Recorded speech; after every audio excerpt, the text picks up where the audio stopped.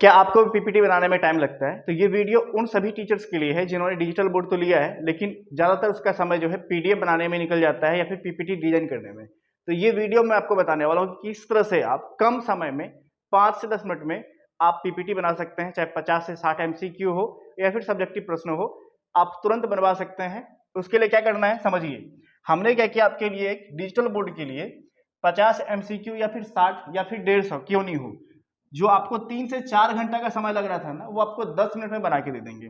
अब ये सुनने में कैसा लग रहा है कि 10 मिनट में बना के दे देंगे, पॉसिबल है क्या? तो ये बिल्कुल पॉसिबल है। पहले मैं आपको सारे एग्जांपल दिखाता हूँ, सब कुछ समझाता हूँ कि कैसे ये काम करेगा, तब जाके आप एक बार मेरे से आप ट्राई ले सकते हैं कि हाँ ये जो बोल रहा है वो सच बोल रहा है या फिर गलत बोल रहा है। तो अगर आपने डिजिटल बोर्ड लिया है तो देखिए आपका सबसे पहला जो समय जाता होगा वो आपका पीडीएफ बनाने में। अब पीडीएफ बनाने में जो आप 50 से 60 एमसीक्यू बनाते होंगे यानी ऑब्जेक्टिव प्रश्न, इनमें आपका अच्छा खासा टाइम निकल जाता होगा। चाहे आप मॉडल पेपर से क्यों नहीं बना रहे हैं, आप मॉडल पेपर से जब बनाते होंगे तो किसी न किसी को टाइप करने के लिए बैठाते होंगे। हर एक में टेक्स्ट का इशू होता होगा, टाइपिंग करना है, कहीं मिस टाइपिंग ना हो जाए, कुछ गड़बड़ ना हो जाए, इनका भी आपको देखना पड़ता होगा। आप जब अगर पीडीएफ बनता होगा उसको रीचेक करते होंगे। अब ये जो पीडीएफ आप बना रहे हैं उसमें क्या हो रहा है, आपका टाइम जा रहा है, प्लस आपको एक एक्स्ट्रा आदमी रखना पड़ता है, या आप अगर खुद से करते हैं तो आपका अपना टाइम जा रहा है। तो फिर पढ़ाएंगे कब, जब आपका पीडीएफ बनाने में ही टाइम निकल जा रहा है तो पढ़ाने का टाइम नहीं मिल रहा है। तो हमने आपके लिए क्या किया है कि कंप्लीट सॉल्यूशन लेकर है। और कैसे ये पीडीएफ दिखेगा मैं आपको दिखाता हूँ। सबसे पहले देखो कि ये मैथ का पीपीटी आपका ऐसा दिखेगा या पीडीएफ, जिसके अंदर आपके सवाल होंगे और इनके साथ एक स्पेशल फीचर्स है कि इनमें ऑप्शन जो सही होगा वो भी दिख जाएगा। अगर देखना होगा यहाँ पे हाइड या फिर शो का बटन है, इन पे जब क्लिक करेंगे तो इसका जो राइट आंसर है वो दिख जाएगा। इस तरह से नेक्स्ट करते जाना है, बनाते जाना है।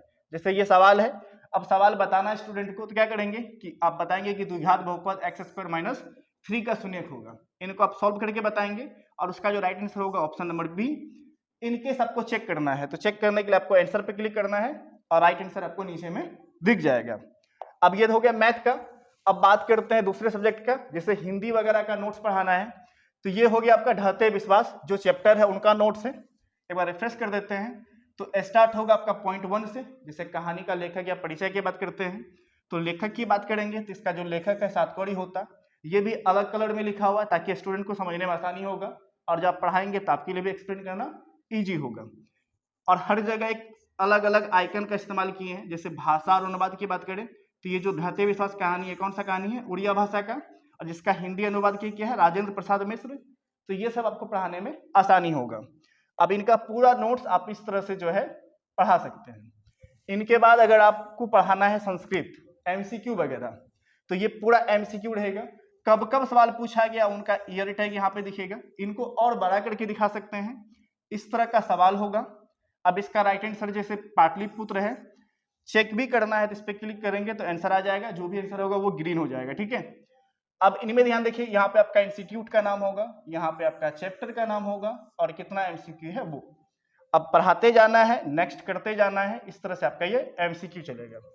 इनके बाद अगर आपको क्लास में कभी क्विज लेना हो, स्टूडेंट से क्विज करवाना हो, जस्ट स्टार्ट पे क्लिक करिए। यहाँ पे एक टाइम चलेगा, मैं थोड़ा सा पीछे हट जाता हूँ।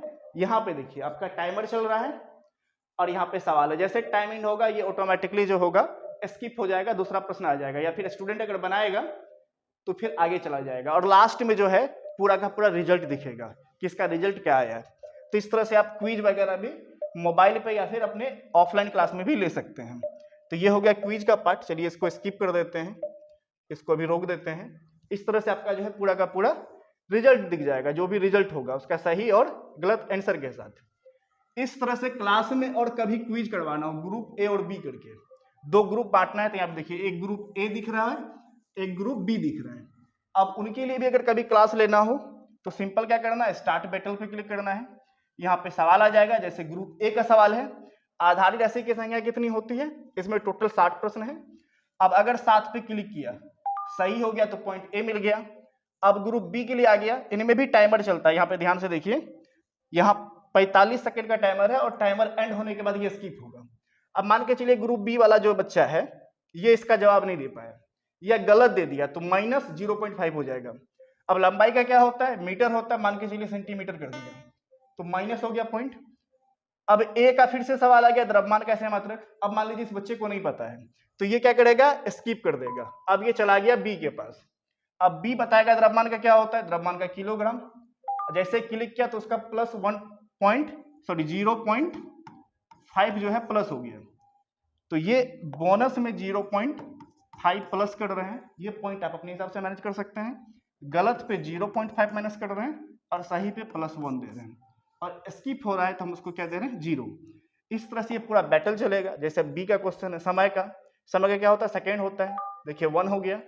तापमान का सही मात्रक वो क्या होता है, केल्विन होता है। ज्योति तीव्रता का, अब इसका कैंडेला होता है। तो ये जो है विद्यार्थी से पूछेंगे, विद्यार्थी जवाब देगा। आप टीचर है तो यहाँ पे खड़े होकर आप क्लिक कर दीजिएगा और लास्ट में कौन सा ग्रुप जीता वो दिख जाएगा। अगर मान लीजिए यहीं पे खत्म कर दें, ठीक है, फिनिश कर दें, तो कोई नहीं जीता, क्या हो गया, ड्रॉ हो गया। और ये पूरा का पूरा जो है आपको रिजल्ट भी यहाँ पे सामने में आ जाएगा।